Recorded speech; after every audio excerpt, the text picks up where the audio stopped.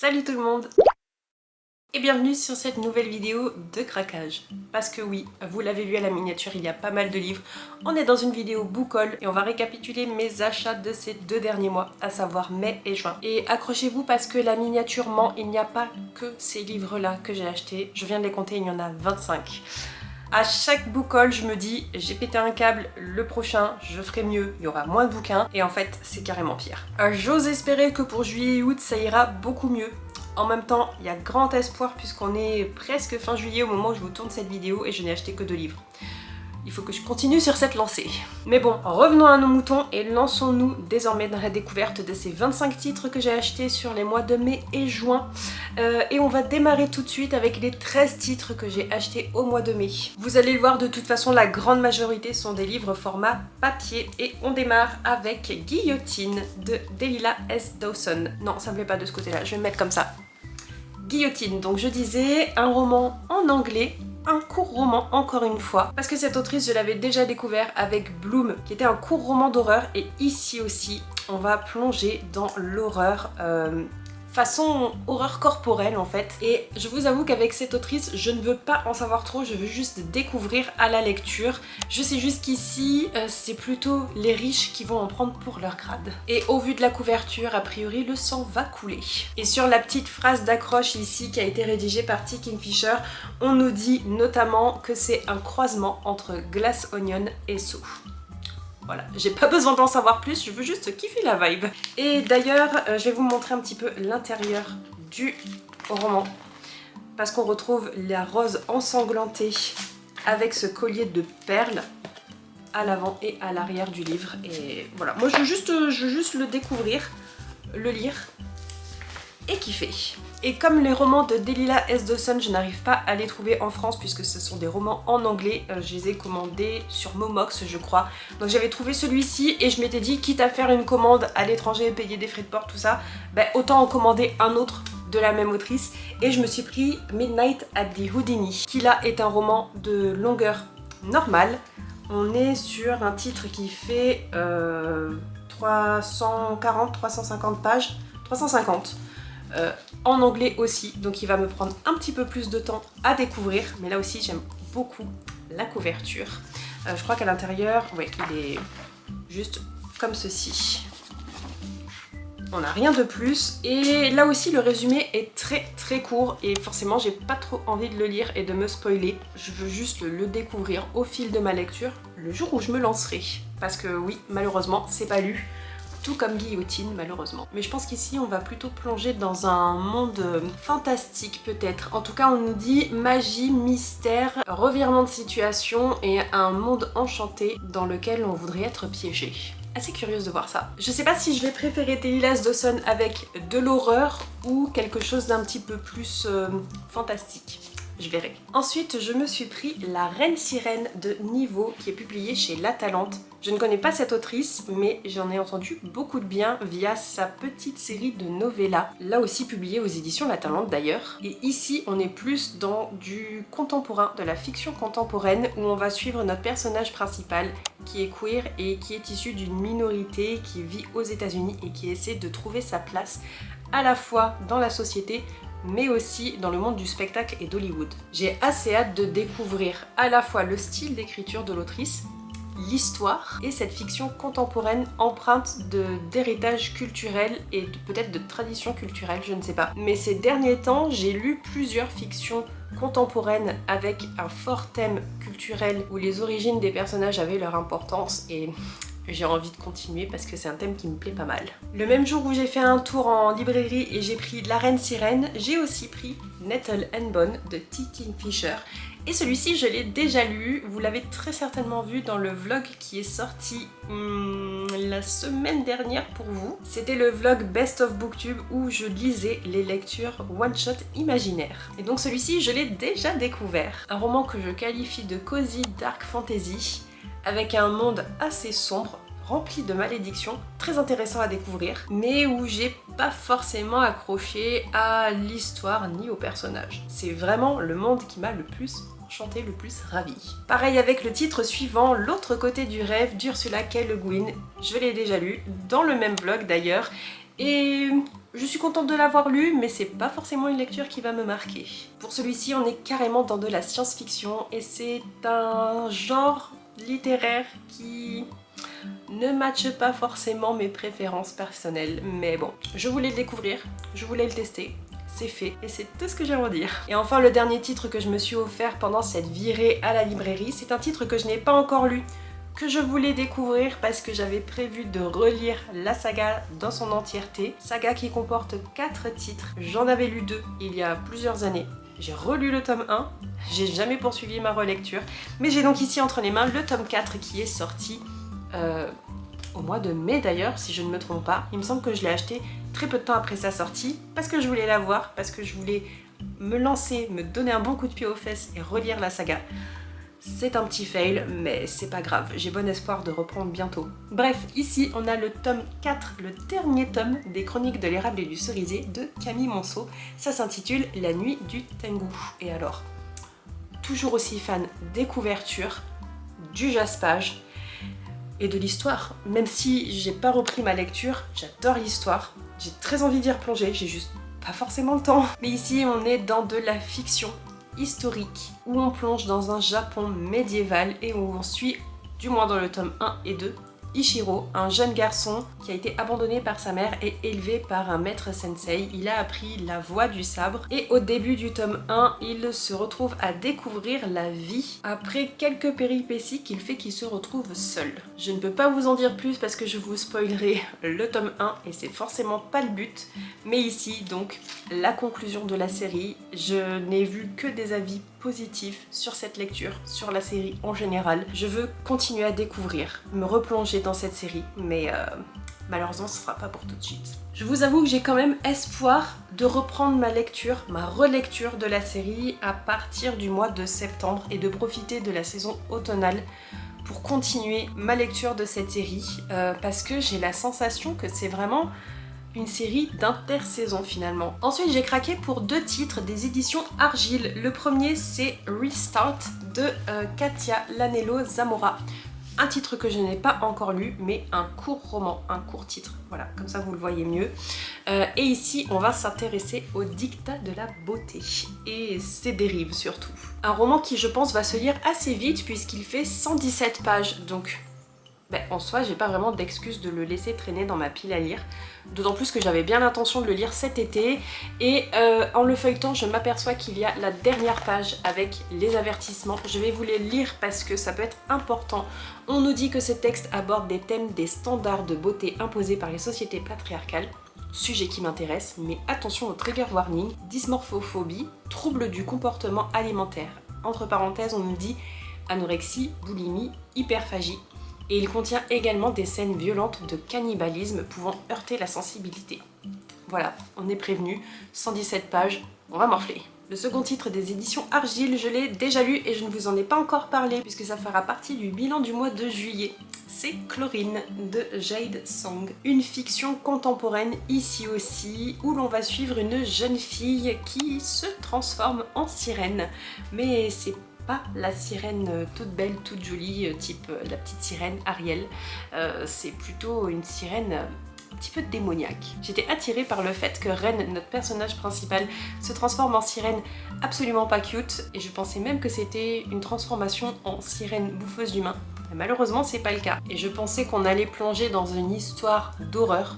C'est pas le cas non plus. On reste vraiment sur de la fiction où on va plutôt aborder, à mon sens, le sujet de la maladie mentale, du mal-être dans sa tête, dans son corps, et de la pression qu'on peut ressentir de la part de sa famille, de la part de son entourage, surtout quand on est un être encore influençable à l'âge adolescent. Ensuite, est-ce que j'ai acheté le tome 1 de La guerre du pavot en me disant je vais le lire hyper rapidement, ça va se bouffer et puis comme ça je serai à jour pour la sortie du tome 2 puis du tome 3 quand ça viendra. Je ne l'ai toujours pas lu.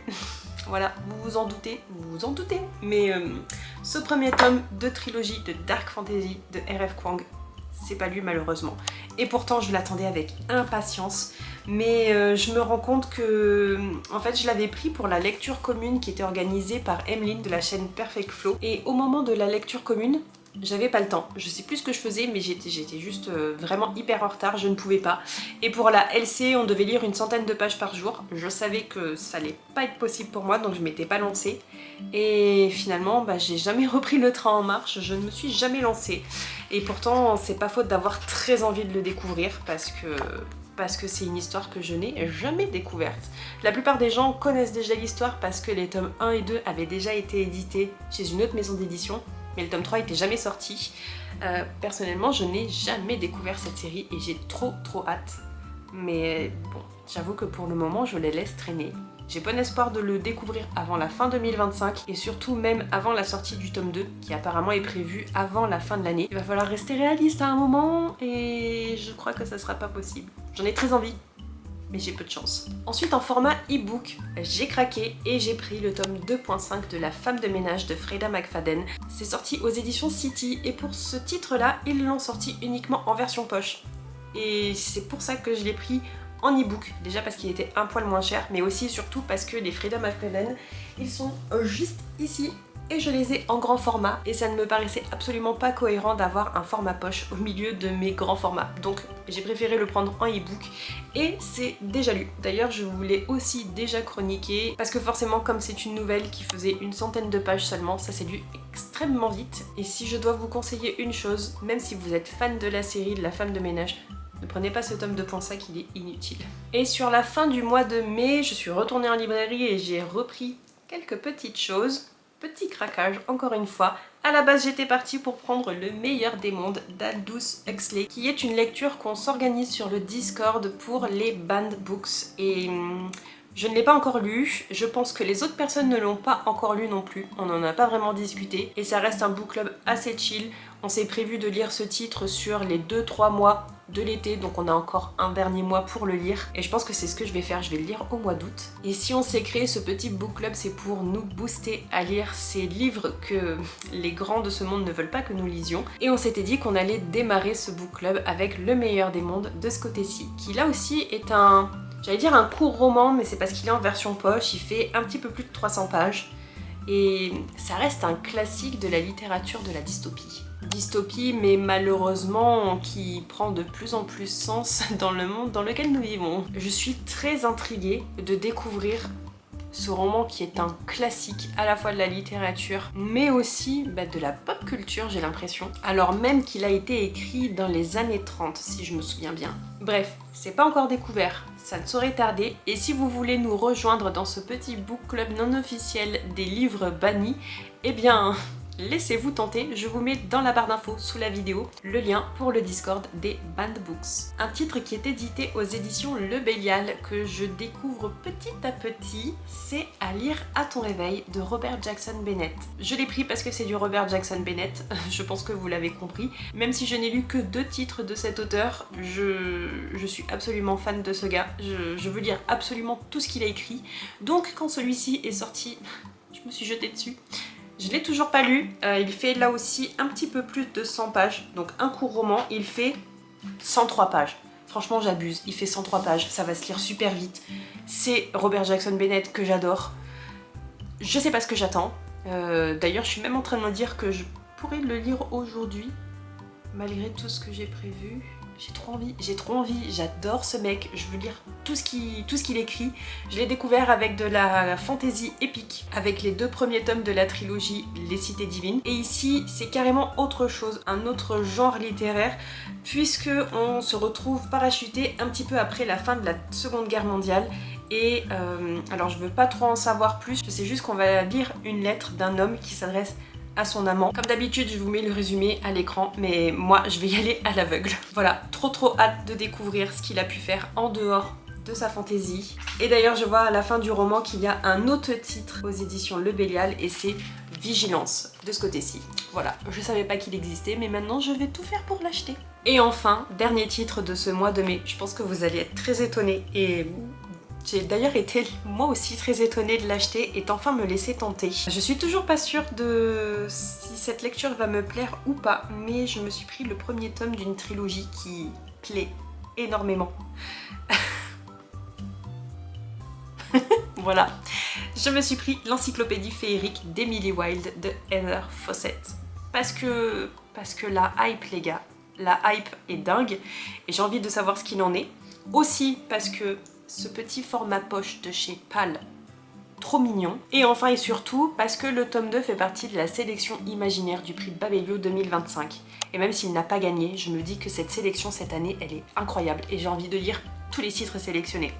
Donc je me suis acheté le tome 1 en me disant que si ça me plaît, j'ai toujours l'excuse pour lire le tome 2 avec la sélection du prix Babelio et découvrir la suite et fin quand elle sortira. Je me dis qu'il faut rester ouvert, ouvert à tout et que peut-être j'aurai une très très bonne surprise avec cette lecture. On verra bien. Pour le mois de juin, le premier titre que j'ai acheté c'était un livre en numérique puisque c'était la lecture choisie par le Reese's Book Club. Si vous ne le savez pas, j'essaie de lire cette année tous les titres qui sont choisis par le book club de l'actrice Reese Witherspoon. Et pour le mois de juin, on devait lire The Phoenix Pencil Company écrit par Alison King. Et comme c'est un book club américain, forcément les titres que nous lisons sont en anglais et la majorité d'entre eux ne sont pas édités en français pour le moment. C'est donc le cas avec celui-ci et je l'ai lu donc sur ma Kobo ici présente. Je l'ai lu en anglais. Je vous en parle très bientôt parce qu'il fera là aussi partie du bilan de mes lectures du mois de juillet. Mais je peux vous dire que c'était une lecture incroyable. On est dans de la fiction contemporaine où on va suivre une double temporalité. La première à peu près de nos jours où on suit une jeune femme, petite fille d'émigrés chinois alors qu'elle vit aux États-Unis et qu'elle est confrontée à la vieillesse de ses grands-parents. Et dans la deuxième temporalité, on suit sa grand-mère à l'époque où elle était jeune et on revit son enfance, son adolescence et sa vie finalement depuis Shanghai jusqu'aux États-Unis en passant par Taïwan. Petit twist ici dans cette fiction, on a un petit soupçon de magie puisque les femmes de cette famille sont capables de recueillir les histoires écrites par certaines personnes via leur crayon. Je n'en dis pas plus, c'est vraiment quelque chose à découvrir à la lecture. Ça reste vraiment un tout petit soupçon de magie. Le plus gros du roman s'intéresse vraiment aux thèmes culturels, aux relations intergénérationnelles. C'était hyper beau, j'ai adoré et j'ai très hâte de vous en reparler et je croise les doigts pour qu'il soit traduit très prochainement parce que vraiment je vais vous en parler tout le temps. Ensuite, j'ai enfin reçu La Fureur des Dieux de John Gwynne, le tome 3, le tome final de sa nouvelle trilogie qui est sortie aux éditions Léa. Oui, je n'ai pas lu le tome 1 ni le tome 2 et j'ai enfin le tome 3 entre mes mains. La série est complète dans ma bibliothèque. Et si je dis que je l'ai enfin reçu, c'est parce qu'en réalité je l'ai acheté au mois d'avril, au mois de mars ou au mois d'avril, je sais plus. Il y a un long moment parce que je l'ai acheté lors de sa précommande parce que figurez-vous qu'il est signé par l'auteur. Tada! Je suis trop fière, je suis trop contente. Et c'était parce que John Gwynne faisait une tournée en France au mois de mai. Malheureusement, j'ai pas pu me rendre dans une des librairies qu'il visitait où il dédicaçait son titre. Donc je l'avais précommandé et j'ai fait partie des personnes qui ont reçu la précommande avec la dédicace. Je vous l'avoue tout de suite, je ne vais pas découvrir cette série tout de suite. Parce que je veux prendre mon temps, je veux pouvoir la binger si j'en ai envie.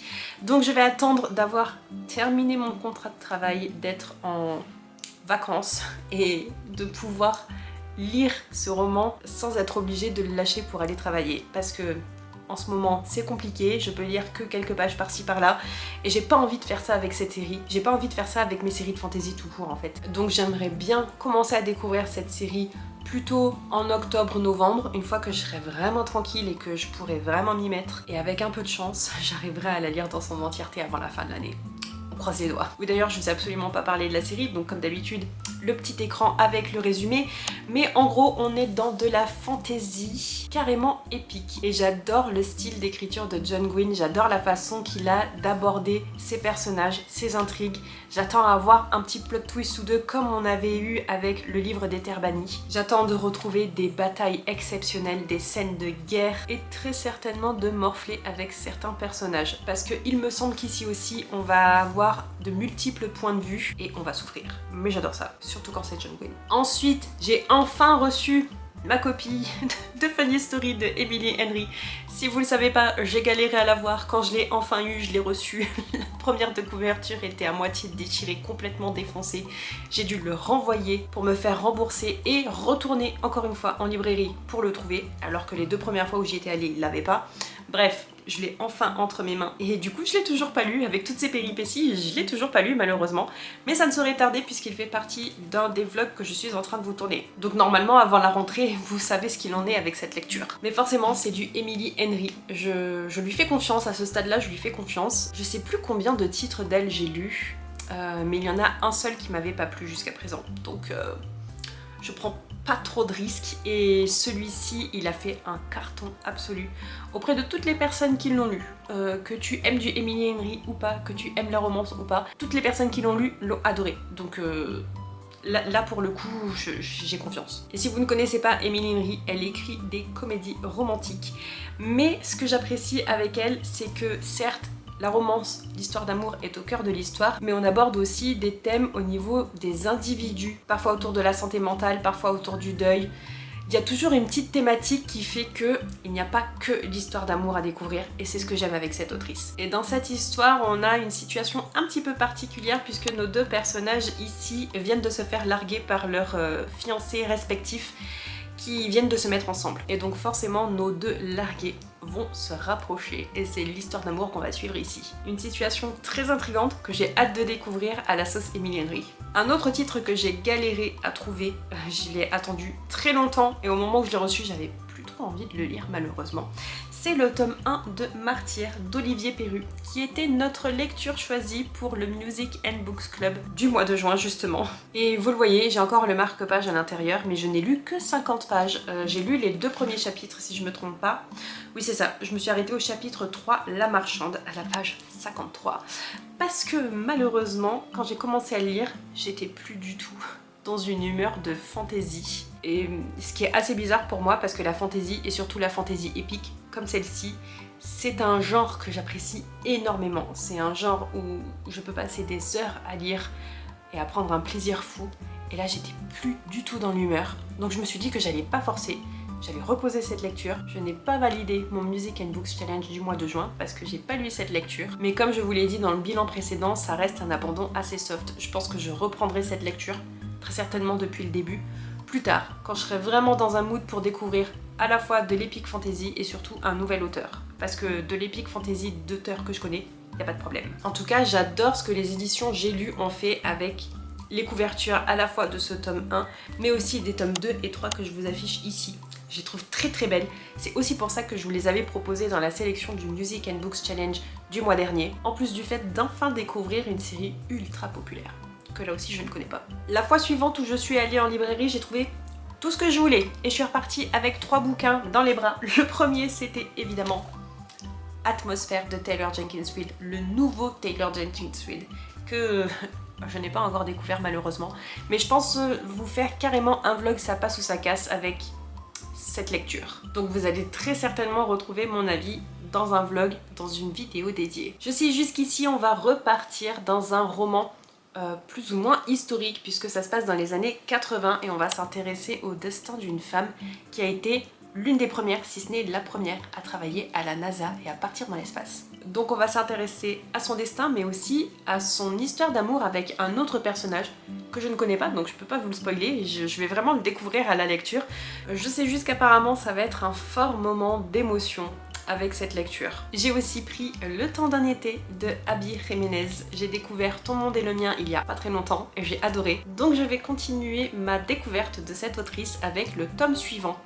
Enfin le tome suivant. Ici c'est le tome 3, ça reste une série avec des tomes qui ne se suivent pas forcément dans le sens où on suit à chaque fois des personnages différents et une histoire différente. Mais il y a des petits détails qui s'entremêlent dans les tomes différents et donc le tome 1, Ton monde et le mien, est paru aux éditions City l'année dernière. Le tome 2 on n'a pas de nouvelles et le tome 3 est sorti chez Roncière. Qu'est-ce qui s'est passé? Moi j'en sais rien, je serais incapable de vous le dire. Mais dans tous les cas je suis trop contente qu'on ait ce livre parce que il a l'air trop bien. Et en plus, joli gestage. Franchement, j'avoue, très joli. Ici aussi, on a une situation un petit peu particulière au début de ce roman puisque nos deux personnages s'estiment victimes d'une malédiction à chaque fois qu'ils se mettent en couple avec quelqu'un et qu'ils se font larguer ou qu'ils se séparent de cette personne, cette autre personne rencontre l'amour de sa vie. Donc là, nos deux personnages principaux, ils en ont un petit peu ras-le-bol et ils décident de se mettre ensemble, de faire ensemble, d'être en couple, le temps d'un été justement, et de se séparer à la fin de l'été pour enfin rencontrer leur partenaire d'une vie. Très hâte de voir comment je vais me situer avec cette lecture puisque j'avais adoré Ton monde et le mien, et celui-ci il est quand même très populaire sur la sphère littéraire, notamment la sphère anglophone. Donc voilà, très hâte de voir ce qu'il en est, je pense que ça va se dévorer. Il fait un petit peu plus de 400 pages, mais comme ça reste une comédie romantique, je pense que je vais vraiment prendre un bon moment avec celui-ci. Décidément, je suis dans un mood d'histoire d'amour puisque j'ai aussi pris Slow Dance de Rainbow Rowell qui est sorti ici aux éditions Ellipsis, là aussi avec un joli jaspage que je trouve joli et en même temps j'ai l'impression qu'il s'accorde pas trop aux couleurs du roman. Dites-moi ce que vous en pensez vous. Moi je suis fan et en même temps, bof. Ici, je pense qu'on va suivre une double temporalité puisque dans le résumé, on nous parle de notre personnage principal quand elle avait 14 ans alors que désormais elle en a 33. Donc j'imagine qu'on va avoir une petite différence au niveau temporel. Là aussi, je ne veux pas relire le résumé parce que j'ai prévu de le lire dans vraiment pas longtemps, mais j'ai l'impression qu'on va suivre une histoire de deuxième chance. Celui-là aussi, il a beaucoup plu quand il est sorti en anglais et aussi, surtout, il a fait partie du Reese's Book Club de l'année dernière ou de l'année d'avant peut-être. À ce moment-là, je n'étais pas encore familière avec ce book club, mais je fais confiance à Reese Witherspoon et à tous les lecteurs et lectrices qui ont apprécié cette lecture. Et quelques temps plus tard, je suis retournée à la librairie parce qu'il était enfin temps d'acheter la deuxième intégrale de la première époque de l'Assassin Royal de Robin Hobb, parce que pour rappel, on se fait une lecture commune de chaque tome tous les mois. Et donc là, ce mois-ci, au mois de juillet, il fallait qu'on lise le tome 4, Le Poison de la Vengeance, qui est aussi le premier tome de cette seconde intégrale de la première époque. Si vous avez rien compris, c'est normal, je vous affiche à l'écran le petit résumé et surtout je vous invite à nous rejoindre dans le Discord dédié si jamais vous voulez découvrir avec nous cette série ou raccrocher le train puisque le mois prochain, donc dans quelques jours pour moi, on va découvrir le tome 5. Et forcément ici, puisque j'ai acheté la deuxième intégrale de la première époque, j'ai aussi lu le premier tome. Je me suis arrêtée, je sais pas si vous voyez mon marque-page, il est ici. J'ai déjà lu tout ça, j'ai terminé le premier tome de cette intégrale ce matin. Et donc je suis à jour dans la lecture commune. Et je me suis fait un petit découpage sur mon intégrale parce qu'on n'a pas les repères pour les tomes 4, 5 et 6. Donc j'ai mis mes petits repères ici. On a donc le premier tome de ce côté-là, le deuxième ici et le troisième. Toujours écrit extrêmement petit avec des pages bien remplies, mais ça se lit tout seul. C'est incroyable de se dire qu'un aussi gros pavé se lit tout seul, mais c'est le cas. Bref, trop hâte de poursuivre, trop hâte de découvrir le tome 5. Rejoignez-nous! Et comme j'étais en librairie pour trouver cette intégrale, finalement j'ai galéré, il l'avait pas, j'ai dû la commander. Mais je suis pas repartie les mains vides puisque j'ai embarqué encore 4 titres. Le premier étant le vainqueur de la sélection du prix Babelio dans la catégorie imaginaire. C'est La petite boutique de sortilèges de Sarah Beth Durst. Je sais pas si je suis fan de cette couverture ou pas. Je crois que non. Dès le début, hein, c'est la même en VO et à chaque fois que je la vois, je me dis que je suis pas très fan. Je suis pas très fan de ce violet pour la police d'écriture qui ne ressort pas sur cette couverture vraiment foncée. Par contre, un jaspage. Jaspage, joli. On parle ici apparemment dans de la cozy fantasy et c'est pas forcément un sous-genre que j'apprécie, mais je vais faire un effort parce que sélection imaginaire du prix Babelio et vainqueur du prix imaginaire. Bon après, c'est pas que la cozy fantasy j'aime pas, c'est juste que j'aime moins que la fantasy épique. Je passe quand même un bon moment, c'est juste que c'est pas des lectures qui me marquent. Donc on verra bien avec celui-ci. Et par rapport à la sélection imaginaire du prix Babelio, encore une fois, j'ai aussi pris collection pâle, encore une fois, le premier tome d'une duologie. Ici c'est Une fenêtre sur les ténèbres de Rachel Gillig. Le tome 2 c'est Deux couronnes corrompues. Il n'existe pas encore dans ce format poche, mais j'ose espérer que d'ici la fin de l'année il sera sorti. Ici c'est le tome 1 sur 2 de la duologie Le Roi Berger. Encore une fois, je ne veux pas relire le résumé, je vous le mets à l'écran, mais il me semble de mémoire, je me trompe très certainement, mais il y a une histoire de don qui est plutôt une malédiction et qu'il faut qu'elle garde ça secret. Voilà, si c'est ça, tant mieux. Dans tous les cas, je le découvrirai à la lecture. Prix Babelio toujours, mais cette fois-ci, catégorie non-fiction. J'ai pris là aussi le lauréat, c'est Résister de Salomé Saké. Et là, le résumé est extrêmement court, donc je vais carrément vous le lire. L'extrême droite est aux portes du pouvoir. Dans les urnes comme dans les esprits, ses thèmes, son narratif et son vocabulaire s'imposent. Il est encore temps d'inverser cette tendance, à condition de comprendre les rouages de cette progression et de réagir rapidement. Là aussi une lecture assez courte qui fait 114 pages, ici l'essai et de ce côté-ci les sources ou les annexes pour approfondir encore un peu plus le sujet. En général j'aime pas les lectures, même si c'est non-fiction, qui tournent autour de la politique ou des sujets de société vraiment très actuels et très orientés politique, mais je vais le découvrir. Et enfin, non-fiction toujours, je me suis pris un livre qui me faisait envie, que j'avais du mal à trouver et j'ai dû le commander. C'est 10 choses que vous aimeriez savoir sur les fonds marins.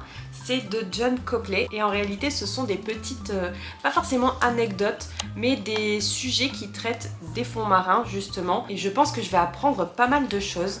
Je ne l'ai pas encore découvert, je ne l'ai pas encore même feuilleté, mais je pense que c'est une lecture que je vais garder plutôt sur ma table de chevet et que je lirai une fois de temps en temps avec une anecdote par jour ou une anecdote tous les 2 jours. Quelque chose comme ça. C'est pas forcément un livre que je vais lire d'une traite. Mais oui, ça promet de se lire très vite puisque chaque chapitre, chaque sujet fait une dizaine de pages. Pas de raison de le laisser traîner, d'autant plus que les fonds marins, c'est quelque chose qu'on ne connaît très peu finalement. Et vous le savez, j'adore la littérature maritime, j'adore apprendre, donc forcément la combinaison des deux risque de très fortement me plaire. Et si ça vous intéresse, dans cette collection, il y a aussi le même thème avec les dinosaures, l'espace et les arbres. Donc si c'est intéressant et si la façon de traiter les sujets est faite de façon intelligente, je pense que je me pencherai sur les autres titres de la collection. En attendant, les fonds marins, clairement, ça promet d'être passionnant. Ça y est, ça fait plus d'1 heure que je parle, mais on est enfin arrivé à la fin de ces 25 titres que j'ai achetés, que j'ai acquis sur les mois de mai et de juin.